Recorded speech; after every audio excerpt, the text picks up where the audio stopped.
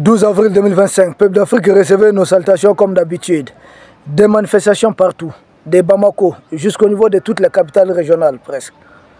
Des manifestations un peu partout, pas qu'au niveau des capitales régionales, au niveau cercle, au niveau même arrondissement par endroit.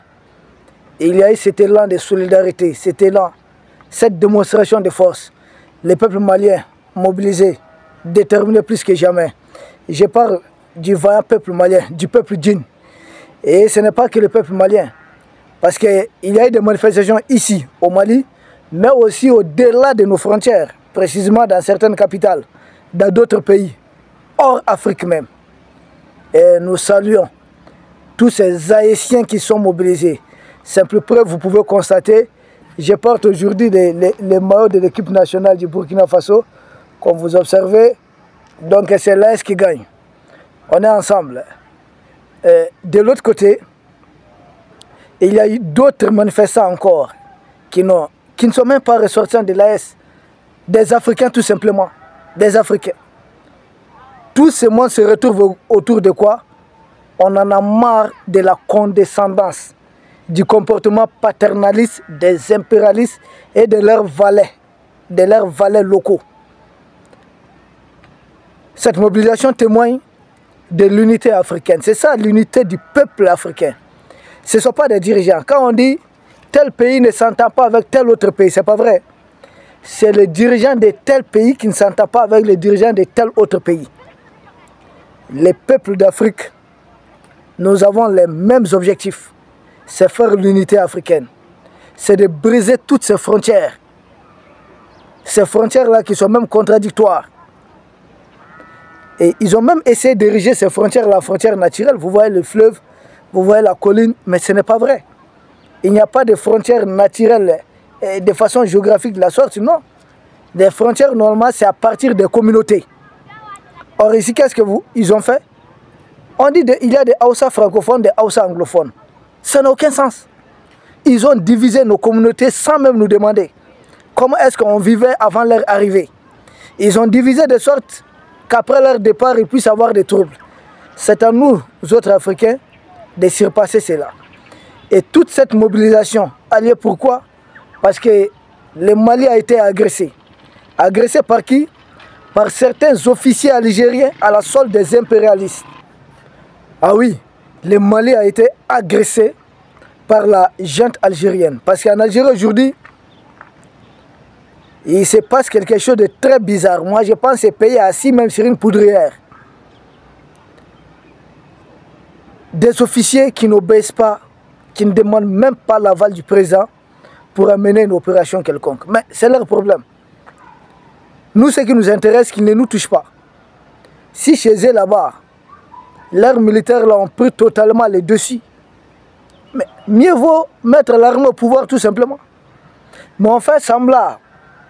On fait croire à une démocratie, or nous savons tous que leur pouvoir là est issu d'un vol, d'un détournement. C'est le parti islamiste qui avait gagné les élections. Nous savons pourquoi le président Boudiaf a été assassiné. Donc la junte algérienne, des officiers qui sont en contact avec les officiers des impérialistes, en contact avec des leaders terroristes avec les Iyad Agali, ce sont eux qui ont monté cette opération. Des officiers qui sont dans les trafics de tout genre, entre le nord du Mali, le nord du Niger et l'Algérie, et une partie de la Mauritanie. Ces officiers qui sont mouillés à la suite de cette agression. Il n'y a pas que des Maliens qui sont sentis concernés, mais l'ensemble du peuple de l'AS, l'ensemble de l'Afrique, et même les autres, beaucoup d'autres peuples sont indignés. Et ces manifestations sont très importantes parce que ont des conséquences. Quand les autorités du Mali ont permis ces manifestations géantes, dites-vous, à quoi servent toutes ces manifestations? Quels sont les impacts de ces manifestations? Premièrement, nous constatons que l'Algérie, qui est en train de convoiter une place au niveau du Conseil de sécurité de l'ONU, est presque out. Beaucoup de gens n'ont pas retenu quelque chose qui s'est passé ou bien nous avons vite oublié. Pourquoi Alger a échoué à adhérer au BRICS+, là où beaucoup d'autres pays ont réussi? L'Arabie Saoudite, l'Iran, d'autres pays. Pourquoi ce fut un échec cuisant pour Alger? Parce que Moscou avait déjà vu Alger venir. Les rapprochements, tous les accords qu'ils sont en train de signer avec aujourd'hui l'oncle Sam, ils sont en train de s'éloigner totalement de leur position stratégique habituelle. Aujourd'hui, Alger s'est fait découvrir et ces manifestations au Mali ont permis d'étaler au grand jour la complicité d'Alger avec des groupes terroristes et avec les puissances impérialistes qui sponsorisent les mêmes groupes terroristes. On dit que le drone a été abattu le long. Vous savez, Alger seul. Les premiers communiqués ont dit que le drone malien a pénétré de 2 km. Ensuite, ils reviennent, ils disent non, c'est de 1,6 km. Parce qu'ils se rendent compte que là où le drone est tombé à l'intérieur du Mali, 9 km en profondeur du Mali, c'est-à-dire 9 km avec la frontière algérienne. Comment un drone qu'on abat à cette altitude peut tomber même à 2 km, 3 km, mais jusqu'à 11 km. C'est un mythe, ça ne colle pas. Ils sont rétractés, ils ont dit non, 1,6 km. Puis ils se sont rétractés à nouveau, ce n'est plus 1,6 km, que 1,6 km c'était la première pénétration. Mais après le drone est revenu, cette fois-ci à combien de mètres ou de kilomètres, ça n'a pas été dit. Rien que des mensonges. Et plus tard, Alger propose, ouais, nous allons proposer à notre président de donner un drone tout neuf en remplacement du drone malien qui a été abattu. Nous avons dit que ce n'est pas le drone qui pose le problème, mais les terroristes que vous avez fait échapper, avec les officiers de renseignement impérialistes qui y étaient. Ramenez-les à l'endroit et nous allons envoyer notre drone les abattre là-bas, les éliminer. En ce moment, on est quitte. Mais tant que vous récupérez les terroristes, où est-ce qu'ils sont partis? Où est-ce qu'ils ont trouvé refuge? Du côté de la frontière algérienne. Le sud algérien, c'est une poudrière. Vous avez beau héberger les terroristes, dites-vous un jour, tôt ou tard, ils finiront par se retourner contre vous. Donc, conséquence majeure de ce qui se passe, tout simplement, c'est quoi d'abord? Ce que Alger, aujourd'hui, son visage, parce que jusque-là, Alger jouait un double jeu. Tout le monde disait non, c'était le Maroc, non, c'était la Libye, non. Maintenant, le jeu de l'Algérie a été découvert. C'est étalé à la place publique. Premièrement. Deuxièmement, Alger vit comme un soutien du terrorisme. Parce que regardez même les communiqués de l'armée algérienne. Ils ont passé tout, des pages ou combien de pages, rien que des insultes. Il n'y a rien de potable dedans. Prouvez A plus B que ce n'est pas vous. Non. On est là, on s'est même énervé, fâché, on insulte, on injure.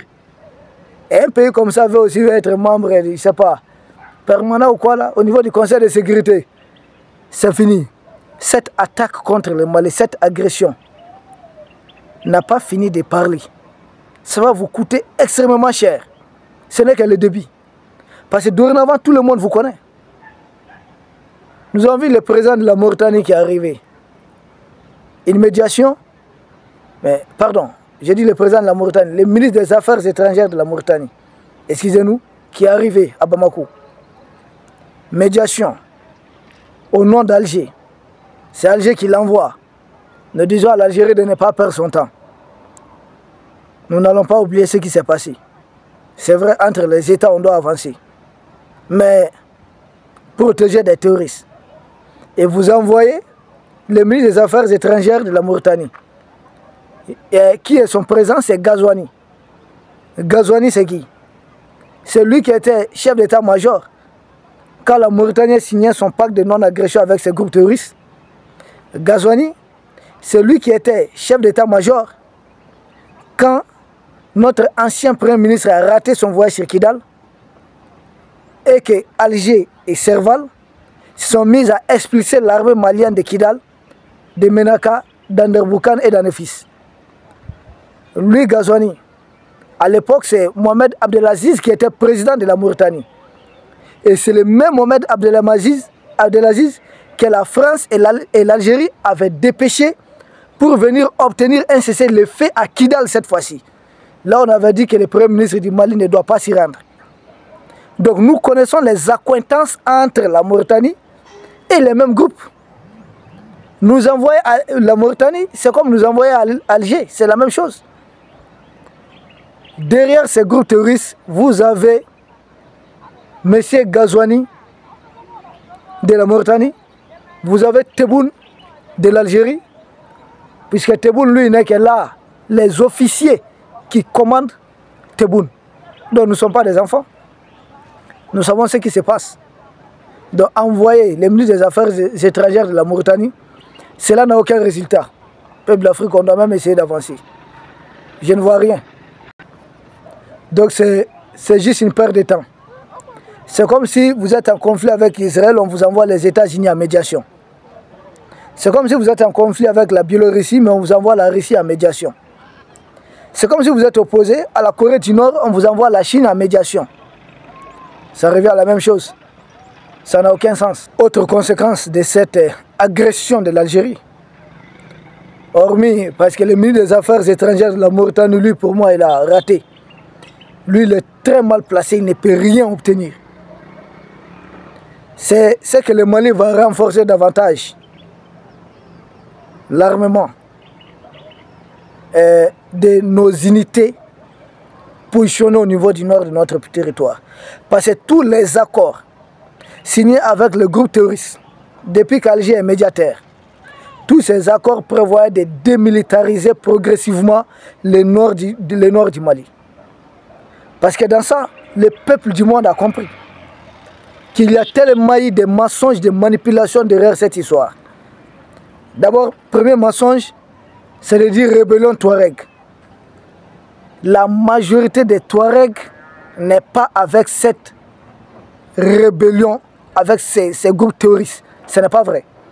C'est une minorité, une partie des Ifogas, les Imigades et autres Touaregs ne se retrouvent même pas dedans. Il y a beaucoup de Touaregs dans l'armée malienne qui combattent. C'est l'armée à la sorte d'Alger et des impérialistes, premièrement. Autre manipulation, c'est de dire, par exemple, que le nord du Mali appartient aux Touaregs. Ce n'est pas vrai aussi. La communauté densément peuplée au nord du Mali, ça reste les Touaregs. Ce ne sont pas des Touaregs. Il y a une manipulation. Après, vous avez les Peuls. Donc, il y a une manipulation du début jusqu'à la fin. Non seulement les Touaregs sont une minorité au nord du Mali, mais ce n'est pas les Touaregs dans leur ensemble qui ont pris des armes. C'est encore une minorité des Touaregs. Et cette fois-ci, c'est pour revendiquer quoi? 2 tiers du territoire du Mali. C'est de la manipulation. 2 tiers du territoire du Mali, pourquoi? On dit être une minorité, mais on demande 2 tiers. Quand on divise le Mali en 3 parties, les 2 parties. Mais pourquoi? Une minorité doit réclamer la majorité du territoire. Sachez, c'est la partie sans doute la plus riche en hydrocarbures. Suffisamment du pétrole, du gaz et d'uranium. C'est cette partie qui est convoitée, c'est cette partie qui est convoitée par les impérialistes. Pas plus, pas moins. Donc, l'autre conséquence, c'est que l'armée malienne va renforcer ses effectifs. Et nous allons nous armer davantage. Ce qui sera contraire jusque-là, toutes les démarches qui ont été entreprises, qui jusque-là consistaient à démilitariser le nord du territoire. Nous allons surarmer cette partie, tel le Cachemire côté Pakistan, Cachemire côté Indien. Telle la ligne qui sépare les 2 Corées entre l'Algérie et nous, nous allons fortement militariser. Autre conséquence, Alger a testé l'unité de l'AES et ça a fonctionné. Alger a échoué dans son test. L'AES a parlé d'une même voix. Des forces de l'AES qui sont mises ensemble. Rappeler les ambassadeurs ensemble. Alger ne s'y attendait pas. Alger pensait qu'avec ses investissements au Niger, que ces investissements allaient servir à diviser l'AES et remplir l'objectif de l'oncle Sam. Ça a été un échec cuisant. D'où leur énervement. C'est pourquoi ils sont fâchés. Quand vous lisez leur communiqué, rien que des insultes. Il y a beaucoup de conséquences. Autre conséquence encore de cette agression de l'Algérie contre notre territoire, vous avez vu les peuples maliens, même si par endroits il y avait des frustrations. Nous avons mis tout ça de côté. Nous avons parlé d'une même voix. De sorte que, pour défendre la position algérienne, vous ne trouvez même presque pas des Maliens. Parce qu'ils ne représentent même pas les 1% des Maliens. Vous avez les moutons ouattariens, les microbes ouattariens. Oui, des Noirs africains qui disent soutenir la position, l'agression algérienne contre le Mali. J'ai dit honte à vous. À Tefouako. Vous vivrez ça, c'est juste une question de temps. Ne vous pressez pas. Donc, une autre conséquence, c'est que le peuple malien a parlé d'une même voix. Nous avons montré, nous avons démontré que même si souvent il peut y avoir des divergences à l'interne, comme c'est le cas dans tous les pays du monde, dans toutes les nations du monde, face à l'ennemi extérieur, nous pouvons nous dresser comme un seul homme. Et c'est ce que nous avons prouvé. Nous avons vu, pour une des rares fois, beaucoup de partis politiques communiquer contre l'agression algérienne, c'est-à-dire contre les velléités impérialistes. C'est très rare. Je n'ai pas dit tous les partis. J'ai dit certains partis politiques ont fait cela. Ce qui constitue une avancée majeure. Notre travail de communication, vous et nous, ça paye. Parce qu'il faut qu'on comprenne que ce n'est pas une question d'Assimi Goïta, de Sadio Kamara, d'un tel, mais c'est une question du Mali. C'est une question de souveraineté, c'est une question de notre peuple. Et tant que nous comprenons que c'est une question d'Afrique dans son ensemble, ce n'est pas une question de personne. Le Mali a communiqué combien de chefs d'État? Où se trouve notre père de l'indépendance, Modibo Keïta? N'est pas là. Moussa Traoré, qui l'a renversé, paix à son âme aussi. Et le président Madou Toumani Traoré, qui l'avait renversé, paix à son âme. Alpha Omar Konaré, fatigué par là, il n'est plus aux affaires. Diogounda Traoré, dans sa retraite. Mais le Mali demeure. Les hommes vont passer, le Mali va demeurer. Les hommes vont passer, l'Afrique va demeurer. Ce qui compte, c'est quelle Afrique, quel Mali nous allons léguer, nous allons laisser à nos enfants. Est-ce encore un Mali ou une Afrique qui doit voir ses bras valides se jeter à la Méditerranée pour rejoindre d'autres enfants? Est-ce cette Afrique qui verra ses enfants rester des jouets exotiques entre les mains d'autres enfants, comme l'écrivait le célèbre poète et écrivain malien Amadou Ibrahim Issebéré dans les boutiques du soleil? Est-ce cette Afrique qu'on doit continuer de taxer, des continents très pauvres à qui il faudrait apporter aide humanitaire, je ne sais pas quoi encore, aide au développement, je ne sais pas quoi encore, toutes sortes d'aides, sans que cette aide ne soit bénéfique. Ce n'a jamais été une aide, des pièges. Et c'est cette Afrique qu'on veut laisser. Une Afrique qui doit toujours continuer à sous-traiter les questions de défense. Serval, venez nous aider. Il y a quelqu'un qui nous agresse. Le régime de Déby, venez nous aider, venez nous sauver. Il y a des gens qui nous agressent. En Centrafrique, venez nous sauver. Opération Sangaris. Au Congo, force SADC, force je ne sais pas quoi. Ouf. Monisco, force comme ça. Est-ce que c'est cette Afrique qu'on veut laisser à nos enfants? Nous voulons laisser une Afrique où il y aurait des Africains capables de se défendre, capables de s'entraider, capables de regarder les autres dans les yeux.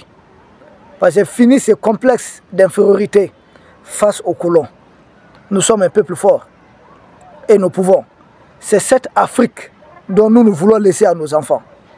Pas une Afrique où des Africains commencent à voir toujours d'autres peuples supérieurs à eux. Nous disons alors à la gente tébouinienne, à la gente algérienne, de se rétracter et de regarder devant. Peuple d'Afrique, c'est de cela qu'on voulait parler. Nous saluons tous les manifestants, tous ceux qui se sont mobilisés partout au Mali, en dehors du Mali, partout dans le monde, en soutien à notre vaillant peuple suite à l'agression de la coalition autono-algérienne. Nous vous remercions et nous allons vous retrouver demain sans doute pour un autre sujet au sommet de l'actualité. Nous vous remercions et à très bientôt.